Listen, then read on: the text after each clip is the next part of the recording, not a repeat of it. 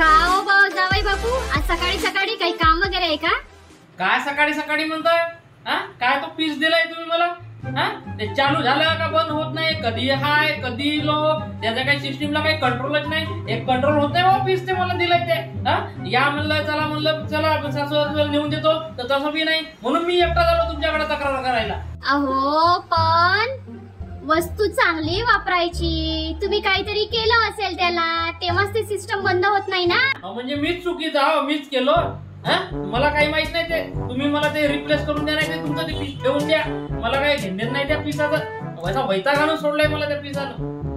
Replace कसं होईल? कसा रिप्लेस होत नाही? कोणतीही वस्तू घेतली तर तिची गॅरंटी 1 वर्षाची असते, वॉरंटी 10 वर्षाची असते. फ्रीज घेतला 1 वर्षाची गॅरंटी, 10 वर्षाची वॉरंटी. आता गॅरंटी संपली, 4 वर्ष झाले लग्नाला, वॉरंटी आहे ना, ती दुरुस्त करून द्या मला. ते माझ्याच्यानं जमत नाही, आता ते कंट्रोल होत नाही. अहो तुम्हाला रिप्लेस करून दिला असता, पण होता तो पण पीस गेला, तुम्हाला यायला उशीर झाला. आता वॉरंटीचं काय घेऊन बसलात? ते पीस दुरुस्त झालं असतं तर आम्ही तुम्हाला कशाला दिलं असतं? मला म्हणजे तुमच्याकडे दुरुस्त होऊ शकत नाही म्हणून ते तुम्ही मला दिलं? आणि ते माझ्याच्यानं कसं दुरुस्त होणार? असा वैताग आणून सोडलाय मला. ते काही बी नाही. आता मला ते नको, तुमचा पीस काही घेण देण नाही. मला ते पीस नको म्हणजे नको. मला रिप्लेस करून पाहिजे म्हणजे पाहिजे. अहो पण ते आता रिप्लेस कसं होणार?